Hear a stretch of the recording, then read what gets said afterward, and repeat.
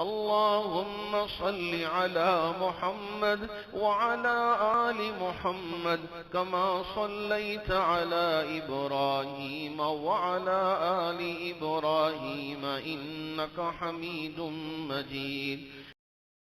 الحمد لله رب العالمين، والصلاة والسلام على سيد الأنبياء والمرسلين محمد وآله وأصحابه أجمعين، أما بعد، فأعوذ بالله من الشيطان الرجيم. بسم الله الرحمن الرحيم.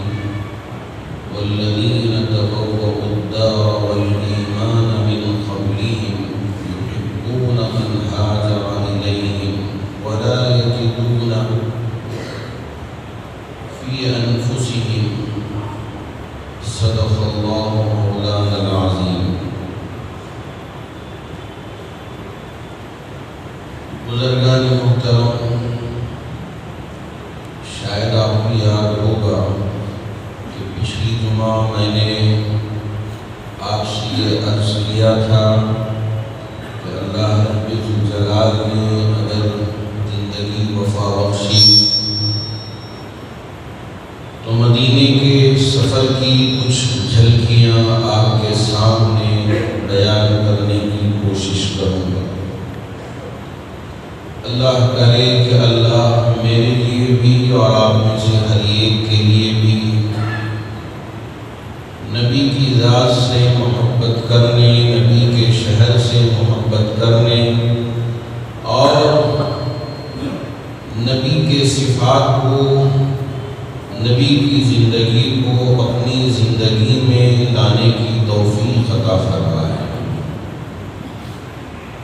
اللہ نے مختصر دنوں میں عمرے کے سفر کی جو سعادت بخشی، ہمارا مختصر سا قافلہ مدینہ المنورہ میں داخل ہونے کے 15-20 کلومیٹر پہلے سے جیسے ہم یہاں درود شریف کا ورد کر کے دعا کرتے ہیں، اسی طرح ہم نے درود شریف کا ذکر شروع کیا۔ یقین مانیے کہ درود کے پڑھنے سے اپنے دلوں میں جو محبت پیدا ہوئی، نبی کے شہر داخل ہوتے ہوتے ہم اسی درود کے ذکر کو اپنی زبان سے معطر کرتے رہے اور اللہ رب الجلال نے ایک سکون بخشا۔ جیسے ہی گنبد خضرا پر نظر پڑی، مسجد نبوی نظر آنے لگی، دل باغ باغ ہو گیا کہ یہ وہ شہر ہے کہ جس شہر میں میرے اور آپ کے نبی تاجدار مدینہ احمد مصطفیٰ محمد مصطفیٰ صلی اللہ علیہ وسلم آرام فرما رہے ہیں۔ جی ہاں، ہم یہاں رہتے ہیں لیکن ہمارے دل اس شہر سے جڑ کر ہیں، ہماری محبت اس شہر سے ہے، اس لیے کہ اللہ کے رسول علیہ السلام نے فرمایا جو کوئی بھی مسلمان ایمان والا اگر میری خبر کی زیارت کی نیت کر کے آئے گا، میرے شہر کی عظمت کی، میرے شہر کو عظمت کی نگاہوں سے دیکھے گا، قیامت کے دن وہ اور نہیں ایسے ہوں گے۔ اللہ اکبر۔ اللہ کے رسول علیہ السلام نے فرمایا کہ جو کوئی میری قبر کی زیارت کے مقصد سے یہاں آئے گا، اس کے لیے میری شفاعت واجب ہو جائے۔ اللہ کے رسول علیہ السلام کی شفاعت ہمارے لیے نصیب ہو جائے، اس سے بڑھ کر اور کیا ہو سکتا ہے۔ درود پڑھتے رہے، ہم پہنچے اپنی بلڈنگ میں، وہاں ہم نے سامان رکھا، عشاء کی نماز ہو چکی تھی، رات کا وقت تھا، ہم تیار ہوئے۔ تہجد کے وقت میں اللہ کے نبی کے دربار میں حاضر ہونے کا شرف حاصل ہوا۔ ایک سناٹا، لوگ شوق سے پہنچ رہے ہیں، ٹھاٹے مارتا ہوا سمندر، اس لیے کہ میں نے کتابوں میں پڑھا تھا کہ اللہ کے نبی علیہ السلام کی یہ مسجد اتنی وسیع و عریض ہو گئی ہے کہ پہلے جتنا شہر تھا آج مسجد نبوی وہ پورا شہر میں تبدیل ہو گئی. پورا شہر جو نبی کے زمانے میں تھا وہ مسجد نبوی بن چکی ہے. اللہ اکبر.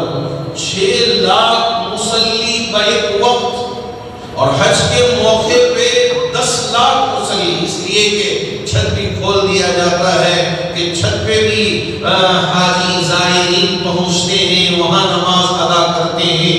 10 لاکھ کا اتنا بڑا مجمع ایک امام کے پیچھے نماز ادا کرتا ہے، دعائیں کرتا ہے. اس کی قبولیت کیسی ہوگی میں آپ کو کیا بیان کر سکوں. جی ہاں، اللہ کے رسول علیہ السلام نے دعا کیا تھا، اے میرے رب. حضرت ابراہیم نے دعا کی تھی مکے کے سلسلے میں، انی اسکنت من ذریتی بواد غیر ذی زرع عند بیتک المحرم ربنا لیقیموا الصلاة فاجعل افئدة من الناس تهوی الیہم وارزقهم من الثمرات لعلهم یشکرون ربنا انک تعلم ما نخفی وما نعلن وما يخفى على الله من شيء في الارض ولا في السماء. ابراہیم نے وہاں کے پھلوں کے برکت کے سلسلے میں دعا کی تھی. یہاں لوگ محبت سے آئیں، شوق سے آئیں. وَأَذِّن فِي النَّاسِ بِالْحَجِّ يَأْتُوكَ رِجَالًا وَعَلَى كُلِّ ضَامِرٍ يَأْتِينَ مِنْ كُلِّ فَجٍّ عَمِيقٍ. حضرت ابراہیم نے اعلان کیا تھا، کوئی اس وقت نہیں تھا آپ کا اعلان، جو نے سنا لبیک کہا اللہ نے پہنچا دیا. نبی علیہ السلام نے دعا کیا، اے میرے رب ابراہیم کی دعا تو نے قبول کی، اسی طرح کی برکت میرے شہر میں بھی نصیب فرما دیجیے کہ یہاں کے پھلوں میں برکت ہو، یہاں کے رہنے والوں کی زندگیوں میں برکت ہو. اللہ کے رسول علیہ السلام نے خاص طور پر مدینے کے سامنے برکت کی دعا فرمائی. مدینے کے مد میں جو ناپنے کا ایک آلہ ہے اس میں دعا میں یعنی برکت کی دعا فرمائی. اور اسی طرح وہاں کے کھجور، اے میرے اللہ کیا کھجور ہیں، کھاتے ہیں پیٹ بھر جاتا ہے. اللہ کے رسول علیہ السلام حضرت سلمان فارسی کا باغ تھا، وہاں میٹھا پانی تھا. گرمی بڑی پڑتی تھی اور گرمی بڑی سخت گرمی. آپ علیہ السلام حضرت سلمان فارسی کے باغ میں تشریف لے جاتے اور وہاں آپ قیام کرتے، آرام کرتے. استراحت عربی میں کہتے ہیں کہ آپ وہاں استراحت فرماتے، آرام کرتے. پھر دوبارہ آپ مدینے میں تشریف لے آتے، مسجد نبوی کے پاس تشریف لے آتے. کھجور کے باغ مدینے کی یاد تازہ کر دیتے ہیں. ابھی جب ہم تشریف لے گئے، جی ہاں یہ سعادت اللہ نے مجھے عطا کیا کہ تہجد کا وقت لوگ چوک در چوک درود کا نذرانہ پیش کرتے ہوئے کہ نبی کی بارگاہ میں اللہ نے حاضری عطا کیا ہے کہ نظریں نیچی اور زبان پہ درود آہستگی کے ساتھ قدم اٹھاتے ہوئے نبی کے روضے اطہر پہ پہنچ رہے ہیں. اور وہاں لکھا ہوا ہے، یا ایھا الذین آمنوا لا ترفعوا اصواتکم فوق صوت النبی ولا تجهروا له بالقول كجهر بعضکم لبعض ان تحبط اعمالکم وانتم لا تشعرون. یہ آیت میرے ذہن میں گردش کر رہی تھی، بار بار یہ آیت میرے زبان پہ تھی. اے ایمان والو لا ترفعوا اصواتکم، اپنی آواز کو نبی کی آواز پہ بلند نہ کرو، اس لیے کہ نبی کا روزہ ہے. جب ہم سلام پیش کرتے ہیں نبی ہمارے سلام پہ جواب عنایت فرماتے ہیں. اس سے بڑھ کے اور سعادت کیا ہو سکتی ہے؟ صاحب روزہ، صاحب خبر ہمارے سلام پہ جواب عرض کریں اور جیسے ہم آپ کی حیات میں حاضر ہوتے اسی ادب کے ساتھ آنکھوں سے آنسو جاری ہیں اور زبان پہ درود شریف ہے. اور یہ عجیب سی کیفیت دل پہ طاری ہے کہ نبی کے روزے پہ اللہ رب ذوالجلال نے ہمیں اور یہاں لاکھوں حاجیوں کو پہنچنا نصیب فرمایا ہے. فوق صوت النبی ولا تجهروا له بالقول كجهر بعضكم لبعض، جیسے ہم آپس میں ایک دوسرے سے بات کرتے ہیں، نبی کی بارگاہ میں آ کے ہم اس طرح کی بات نہیں کر سکتے۔ کیوں؟ رب نے فرمایا اگر یہاں تم بے ادب بن کر حاضر ہوگے، اللہ نے فرمایا ان تحبط اعمالکم، تم سمجھ رہے ہو کہ میں بڑی نیکی کر رہا ہوں، میں بڑی نیکی کر رہا ہوں، یادگار کے لیے لوگ یہ موبائل میں اس ساری چیزوں کو یعنی محفوظ کرنے کی کوشش کر کے اپنے اعمال کو غارت کر دیتے ہیں۔ ان تحبط اعمالکم وانتم لا تشعرون، تمہیں پتہ بھی نہیں ہوتا کہ تمہارے اعمال غارت ہو گئے، ضائع ہو گئے، تمہیں اطلاع بھی نہیں ملتی، پتہ بھی نہیں چلتا۔ یہ نبی کا روزہ ہے، پورے ادب کے ساتھ، پورے احترام کے ساتھ، عظمت کے ساتھ، شوق کے ساتھ ہم پہنچتے ہیں اور وہاں درود پیش کرتے ہیں، السلام علیکہ یا رسول اللہ، السلام علیکہ یا حبیب اللہ، السلام علیکہ یا سید الخلق۔ کیا محبت بھرا سلام اللہ کے بندے نبی کے امتی پہنچ کے پیش کرتے ہیں۔ گنبد خضرا اور نیچے اس لیے کہ وہ اماں عائشہ کا حجرہ تھا، اماں عائشہ رضی اللہ تعالی عنہ کا حجرہ تھا۔ آخری وقت میں اللہ کے رسول علیہ السلام اماں عائشہ رضی اللہ تعالی عنہ کے حجرے میں موجود تھے، آپ کے سینے پہ نبی علیہ السلام کا سر مبارک یعنی آپ نے لگا کے رکھا تھا اور دنیا سے رخصت ہو رہے تھے۔ صحابہ نے پوچھا آپ کی آرام گاہ کہاں بنے گی؟ حضرت صحابہ نے فرمایا ہم نے سنا ہے کہ نبی جہاں وفات پاتے ہیں وہیں ان کی آخری آرام گاہ بنے گی۔ اے میرے اللہ، یہ سعادت اللہ نے عطا کیا۔ رات گزری، تہجد بھی پڑھی، جی ہاں دعاؤں سے اللہ رب ذوالجلال نے سرفراز فرمایا۔ دوسرے دن ظہر کی نماز سے فارغ ہونے کے بعد ہمارے ساتھیوں کے ساتھ وہاں کے شیخ نے فرمایا کہ آپ ذرا سامنے آ جائیں، ہم آپ کو لے کر ریاض الجنہ روضۃ النبی میں لے کے جائیں گے۔ وہاں کے ایک شیخ نے مجھے لے کے گئے، میرے ساتھ میرے اور ساتھیوں کو، 2-3 ساتھیوں کو لے کے گئے۔ عصر کی نماز سے پہلے ہم نے کھایا بھی نہیں تھا کھانا، ہم نے سوچا کہ نبی کے روزے پہ پہنچنے والے ہی بھوک مٹ گئی، اس لیے کہ نبی کے روزے پہ حاضری ہو رہی ہے۔ روضۃ من ریاض الجنان، اللہ کے رسول علیہ السلام نے فرمایا ما بین بیتی و منبری، میرے گھر اور میرے منبر کے درمیان کا جو حصہ ہے، درمیانی حصہ، یہ جنت کے حصوں میں سے ایک حصہ ہے۔ اگر کوئی جنت میں پہنچنا چاہے، یہاں پہنچ جائے، وہ جنت میں پہنچ جائے گا۔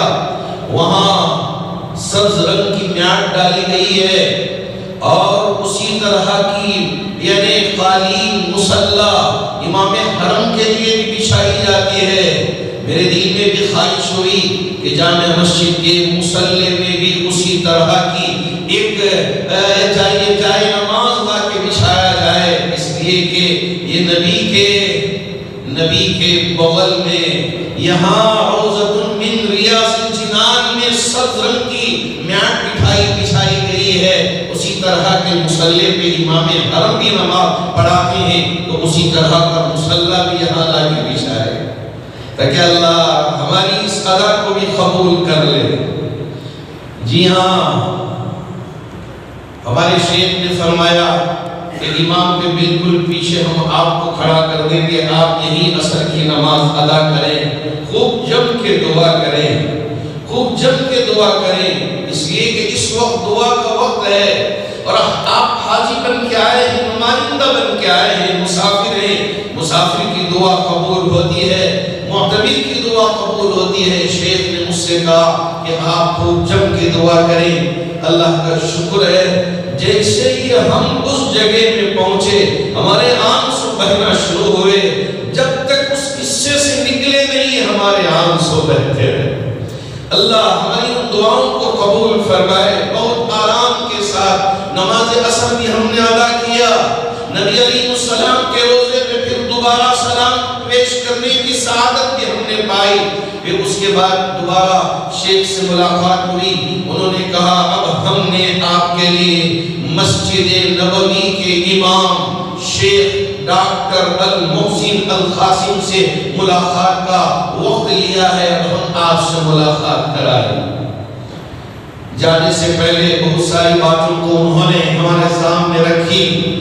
پھر اس کے بعد مسجد نبوی میں ایک جگہ میں شیخ ڈاکٹر المحسن القاسم حفظہ اللہ، جو بڑے ہی متقی پرہیزگار امام، نبی کے روزے پہ بات ہوئی اس لیے کہ پہلے محراب سامنے تھا، نبی کا روزہ سامنے محراب انہوں نے بنا کے رکھا تھا، لیکن اب محراب اسی جگہ ہے جہاں میرے نبی کھڑے ہو کے نماز پڑھایا کرتے تھے، اسی جگہ میں انہوں نے اب پیچھے لے لیا، 3 صفحے تھے اس کو چھوڑ دیا کہ وہ صرف نبی علیہ السلام کی زیارت کے لیے جانے والوں کے لیے گزرنے والوں کے لیے جگہ رکھ دیا۔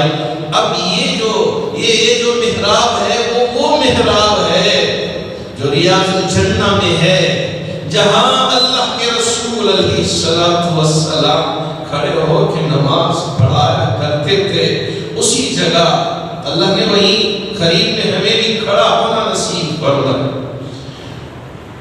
امام مسجد نبوی سے ملاقات ہوئی، میں نے ہمارے ملک کے حالات کو ان کے سامنے رکھا۔ اس وقت مسلمانوں پہ بڑا مشکل وقت آ پہنچا ہے، ہماری بیٹیوں کے حجاب کا مسئلہ ہے، ہماری مسجدوں کے مسائل کو گیان واپی بابری مسجد، ہم نے سوچا تھا ہندوستان کے مسلمان کہ ایک مسجد کا مسئلہ حل ہو جائے گا تو اس کے بعد دوسری مسجدوں کا کوئی مسئلہ نہیں بنے گا، لیکن اس کے بعد مسلسل خاص طور پہ گیان واپی، پھر ہمارے شہر میں بھی بعض مساجد اور عیدگاہ، قبرستان ہے ہماری جگہوں کے اوپر بیکار میں لڑائی چھیڑنے کے لیے یہ سارے مسائل کھڑا کر رہے ہیں، اور ہمارے بہت سارے نوجوانوں کو جیل میں انہوں نے ڈال کے رکھا ہے، اور اسی طرح بہت ساری چیزوں میں اگر ہم نے پگڑی پہن کے رکھا ہے، داڑھی چھوڑ کے رکھا ہے، اگر اکیلے میں مل گئے غلط قسم کے لوگ زود کم کرنے میں لگے ہیں، زود کوپ میں لگے ہوئے ہیں، مار توڑ میں لگے ہوئے ہیں، آپ میرے نبی کے روزے کے بازو کھڑے ہو کے نماز ادا کرتے ہیں، اسی محراب پہ اسی منبر پہ کھڑے ہو کے آپ خطبہ دیتے ہیں۔ ہماری محبت آپ سے اس لیے ہے کہ آپ نبی کے مسجد نبوی کے امام ہیں، تمام مسلمان اس مسجد سے بڑی عقیدت رکھتے ہیں، محبت رکھتے ہیں، اس لیے کہ نبی نے فرمایا اگر مسجد حرام میں نماز ادا کرو گے تو 1,00,000 نماز ایک نماز کے ادا کرنے پہ ثواب ملے گا، اگر میری مسجد میں ایک نماز ادا کرو گے تو 50,000 نماز پڑھنے کا ایک نماز پر رب ثواب عطا کریں گے۔ ایسی مسجد میں امامت کا اللہ رب الجلال نے آپ کو شرف بخشا ہے، ہماری بڑی عقیدت آپ کے ساتھ ہے، ہماری محبت آپ کے ساتھ ہے۔ بس میں تمام ہندوستان کے مسلمانوں کے طرف سے نمائندہ بن کے گزارش کر رہا ہوں کہ آپ ہمارے تمام بھائیوں کے حق میں جو اس وقت قید میں ہیں اور اس وقت ہماری بیٹیاں حجاب کے سلسلے میں پریشان ہیں، سپریم کورٹ میں مقدمہ چل رہا ہے ان بچیوں کے حق میں، اور ہمارے نوجوان جو اس وقت جیل میں بند ہیں ان کی رہائی کے لیے آپ دعا فرمائیں۔ شیخ نے کہا آپ بھی امام ہیں، صبر کریں، صبر کا وقت ہے آپ پر بھی ہم پر بھی۔ اشاروں میں انہوں نے بہت کچھ کہہ گئے، کہا صبر کرنے کا وقت ہے، ہم بھی دعا کریں گے، آپ بھی دعا کریں، یہ وقت بھی نکل جائے گا، پھر اچھا وقت آئے گا، لیکن دعا کرنا نہ آپ چھوڑیں نہ ہم چھوڑیں گے، ہم بھی دعا کریں گے، آپ بھی دعا کریں۔ اللہ کرے کہ اللہ ان کی باتوں میں ہمیں ہمت عطا فرمائے، ان کی دعا دعاؤں کو ہمارے حق میں اور ہماری دعاؤں کو ان کے حق میں قبول فرمائے۔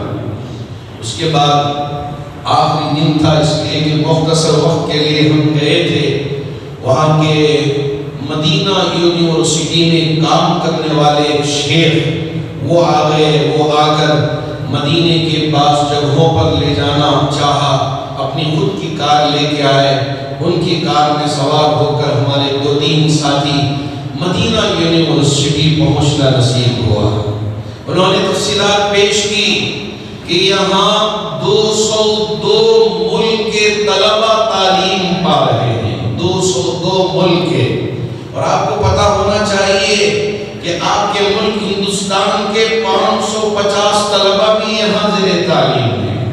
آپ کے ملک ہندوستان کے 550 طلبہ زیر تعلیم ہیں۔ ایک یہاں دارالقرآن بنا ہوا ہے، یہاں پوری قرآن سے متعلق تعلیم۔ ایک دارالحدیث بنا ہوا ہے، یہاں حدیث سے متعلق پوری تعلیم اور مختلف اور عمارتیں دکھاتے گئے۔ طلبہ کے قیام کی عمارتیں الگ، ماشاءاللہ بڑا ہی خوبصورت اور پاکیزہ ماحول۔ معلوم بھی نہیں ہوتا کہ اتنے 25,000 بچے یہاں ہیں، بالکل پاکیزہ، جیسے ہمارا دارالقرآن یہاں بنا ہوا ہے، بالکل پاکیزہ۔ وہاں کوئی کچرا آپ کو نہیں نظر آئے گا۔ اللہ کا شکر ہے، میں نے اللہ کا شکر ادا کیا، اے میرے رب یہی کی ایک جھلک ہمارے یہاں ہندوستان میں دارالقرآن میں بھی نظر آتی ہے۔ بالکل پاکیزہ ماحول، ایک طلبہ پڑھنے میں لگے ہوئے ہیں، پڑھ رہے ہیں۔ اسی طرح یہاں بھی یونیورسٹی بہت بڑی جگہ، ماشاءاللہ دیکھتے دیکھتے کار میں ہی بیٹھے رہے اور پورا نظام ہم نے دیکھا۔ مسجد ہے، ہاسپٹل بنی ہوئی ہے خود ان کی، اور پھر اس کے بعد بڑی لائبریری ہے، اور پھر کھانے کا ایک بہت بڑا مطبخ ہے۔ تمام طلبہ وہاں پہنچتے ہیں، کھانا 25,000 طلبہ ایک مطبخ میں کھانا کھاتے ہیں اور پڑھنے میں لگے ہوئے ہیں۔ اور ان کے درس جو دینے والے ہیں، مسجد نبوی کے تمام ائمہ یہاں آ کے درس دیتے ہیں، ان طلبہ کو پڑھاتے ہیں۔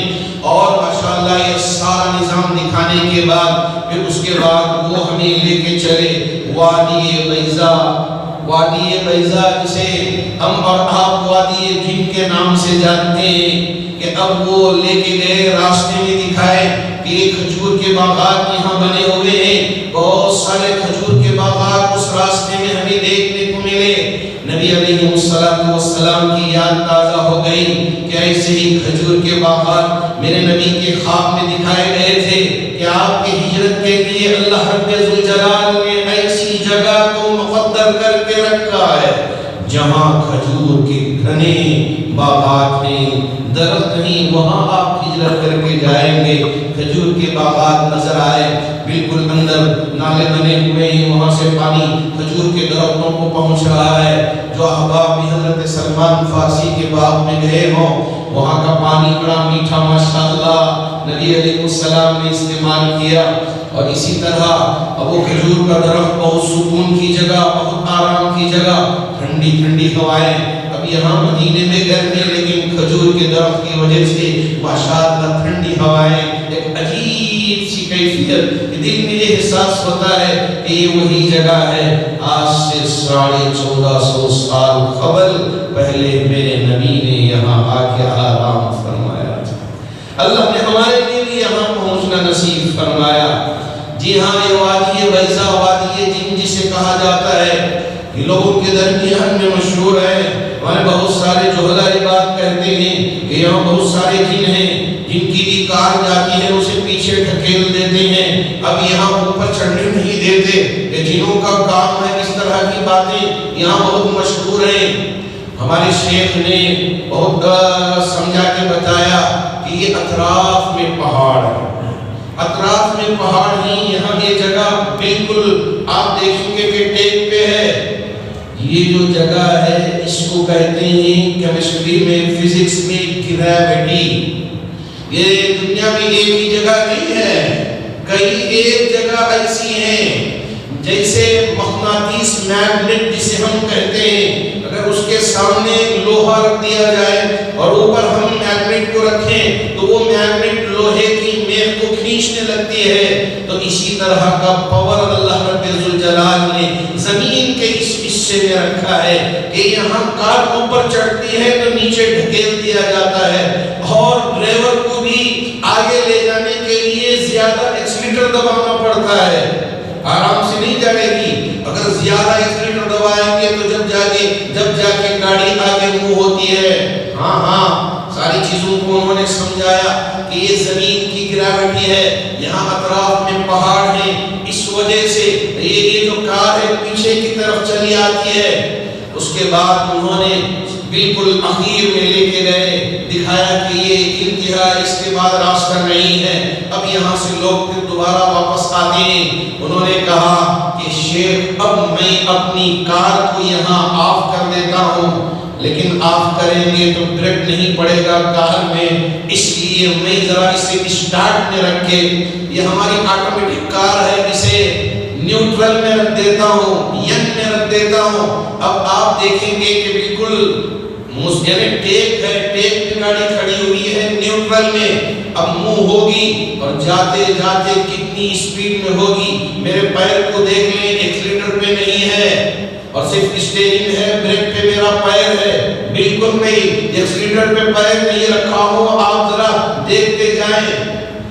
میں نے دیکھا، تجربہ بھی کیا، انہوں نے بالکل گٹ مار کے وہاں کھڑا کر دیا، ٹیک اس طرح سے تھا، اس لیے کہ اب یہاں بغیر ایکسیلیٹر کے گاڑی آگے منہ نہیں ہو سکتی، نہیں جا سکتی۔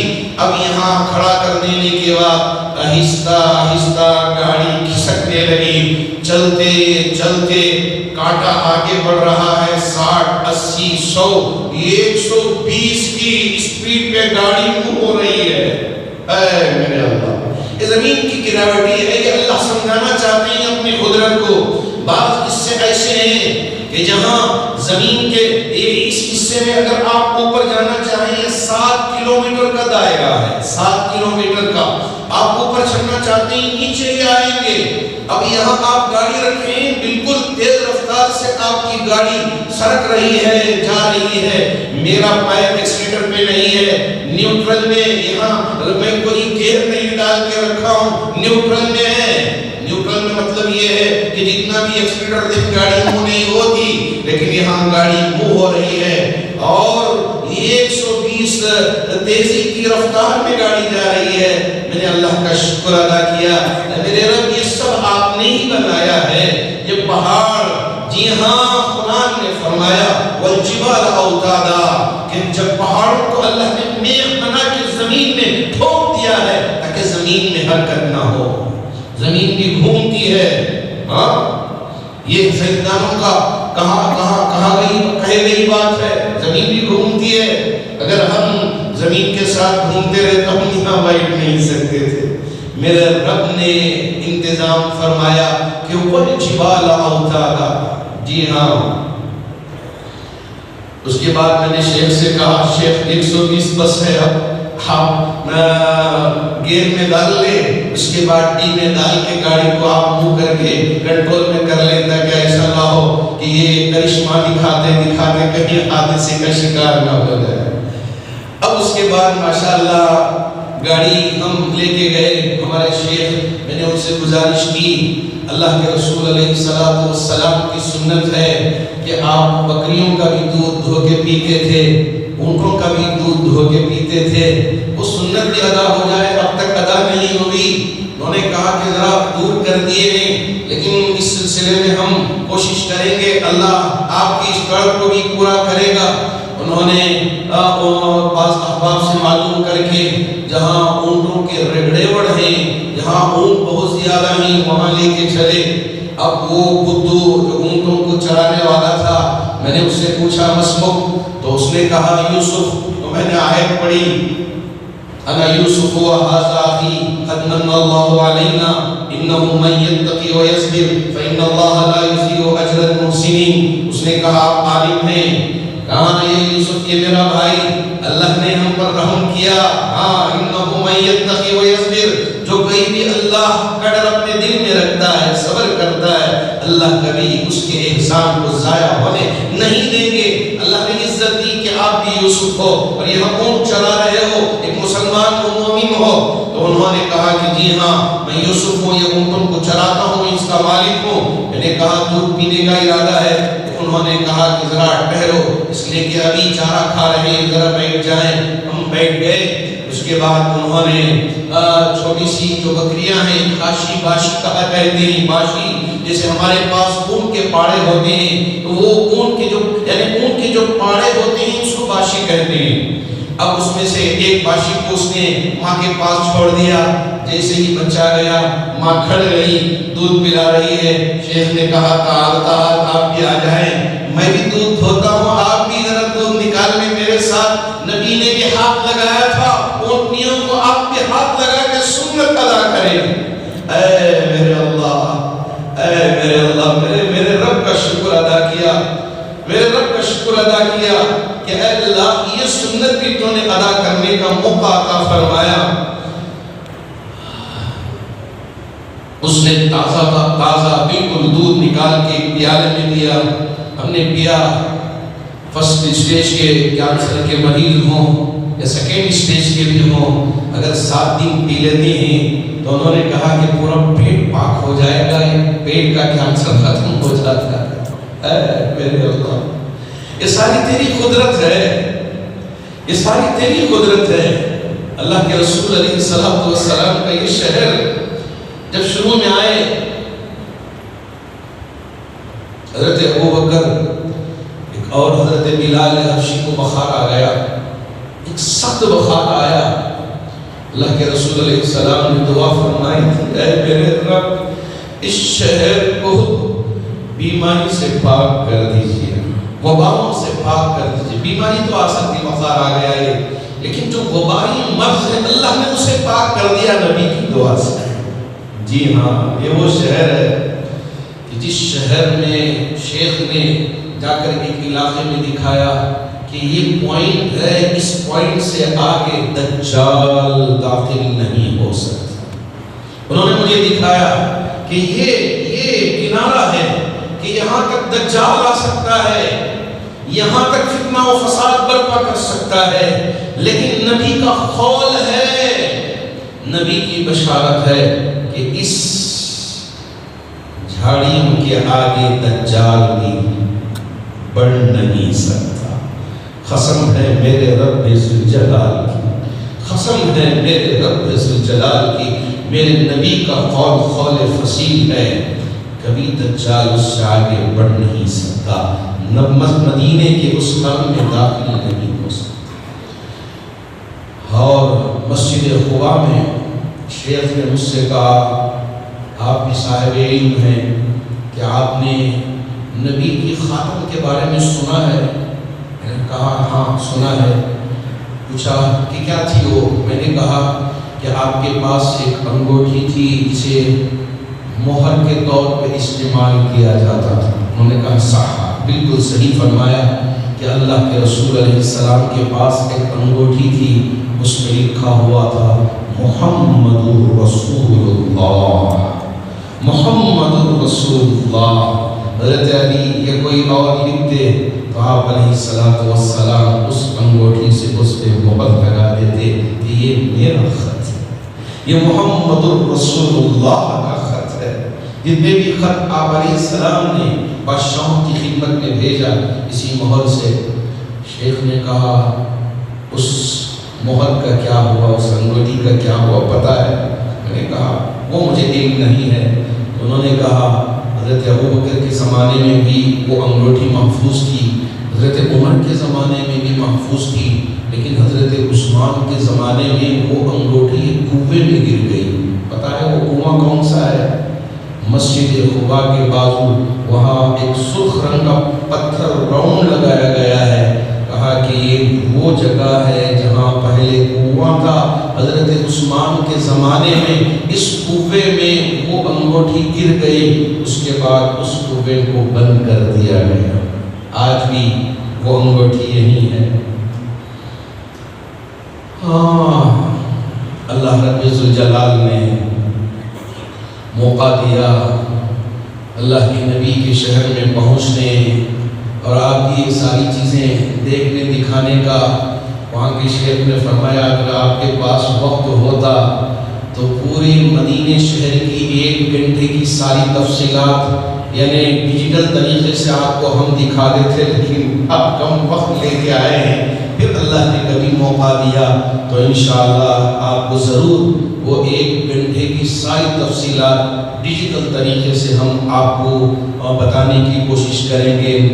یہ ساری وہ باتیں ہیں جس سے سن کے ہمارا ایمان بڑھ جاتا ہے، ہمارا ایمان تازہ ہو جاتا ہے۔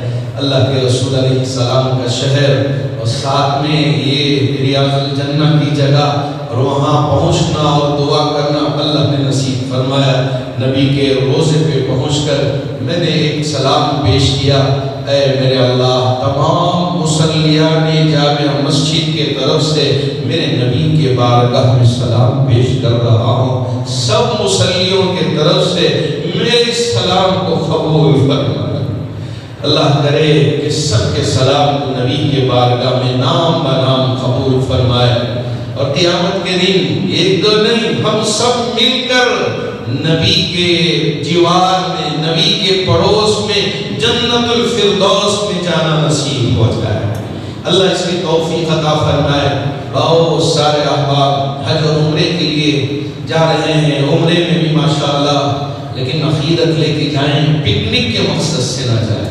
پکنک کے اسپاٹ پہ چلے ہم بیٹھے دیکھ کے آئے نہیں، عبرت لے کے جائیں، عظمت لے کے جائیں، ادب لے کے جائیں، احترام لے کے جائیں۔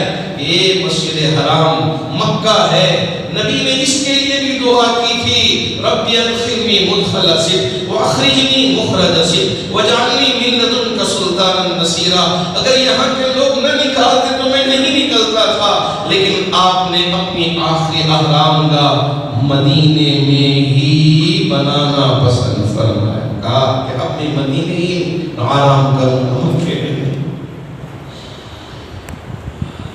اللہ کرے کہ اللہ ہمارے لیے بھی اور آپ میں سے ہر ایک کے لیے بھی پہنچنا بار بار نصیب فرمائے۔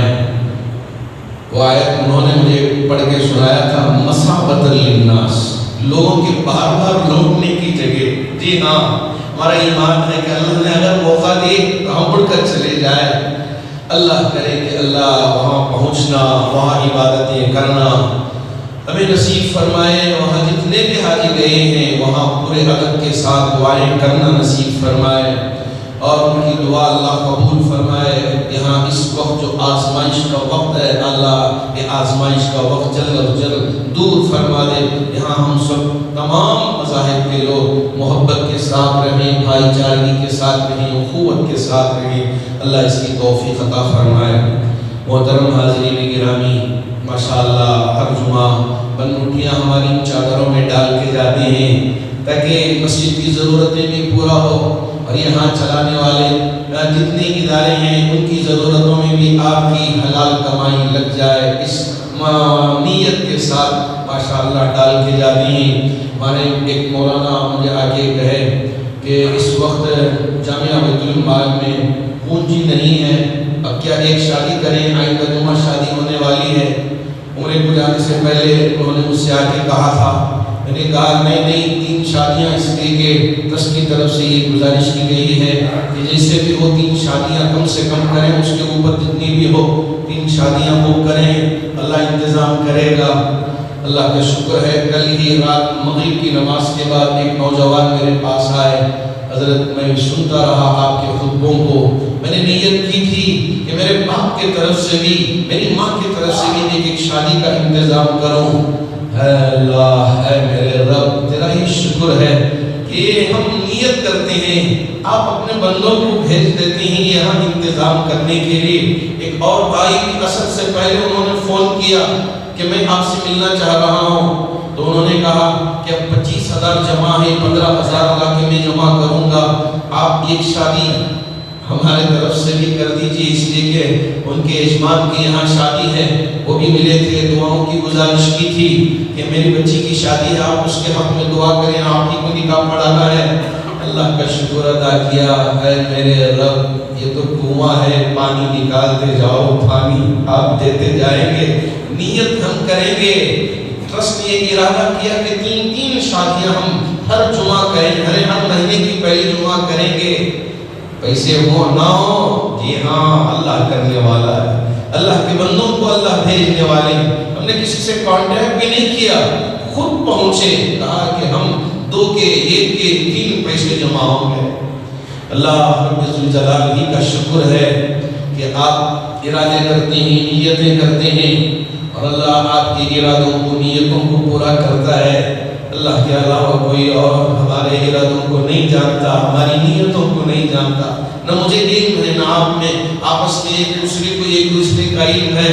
یہاں چپ کے شائستگی کے ساتھ ہم دعا کرتے ہیں، میرے رب میرا فلاں کام اٹکا ہوا ہے، تیرے گھر میں بیٹھ کے نیت کرتا ہوں، اگر یہ کام پورا ہو جائے تو میں ایک شادی یا فلاں کام کروں گا۔ یہاں ارادے کرتے ہیں، اللہ رب الجلال وہاں پورا کر دیتے ہیں۔ کئی ایک نوجوان، کئی ایک بزرگ میرے پاس آ کے کہتے ہیں کہ حضرت میں نے اللہ کے گھر میں 2 رکعت صلاۃ التوبہ اور 2 رکعت صلاۃ الحاجت پڑھ کے دعا کی تھی، آج وہ کام پورا ہو گیا ہے، لیں اس پونجی کو آپ جمع کریں۔ ایک نوجوان بھی آئے تھے، باپ نے بھیجا تھا کہ جاؤ جا کے جمع کر کے آؤ، 50,000 روپے لا کے جمع کیا ہے کہ ایک بچے کی فیس انشاءاللہ جو دارالقرآن میں ہمارے حفاظ طلبہ پڑھ رہے ہیں ان کی فیس کی ادائیگی کے لیے ہم نے رکھا ہے۔ اللہ کرے کہ اللہ رب الجلال ہمارے احباب جو ارادے کرتے ہیں ان کے ارادوں کو پورا فرمائے، جو ہماری کوششیں ہیں اللہ ان کوششوں کو شرف قبولیت عطا فرمائے، نبی کی ذات کے ساتھ سچی عقیدت، سچی محبت رکھنے کی توفیق عطا فرمائے۔ جیسے ہم کہتے ہیں کہ اگر میرے نبی کے لیے اپنی جان کا نذرانہ پیش کرنے کا وقت آئے گا تو کبھی ہم پیچھے ہٹنے والے نہیں ہیں، اپنی جان پیش کریں گے، نبی کے آن بان شان کی حفاظت کریں گے۔ اللہ کرے کہ اللہ اسی طرح کا جذبہ ہر ایک مسلمان کے دل میں پیدا فرمائے۔ آمین وآخر دعوانا الحمدللہ رب العالمین۔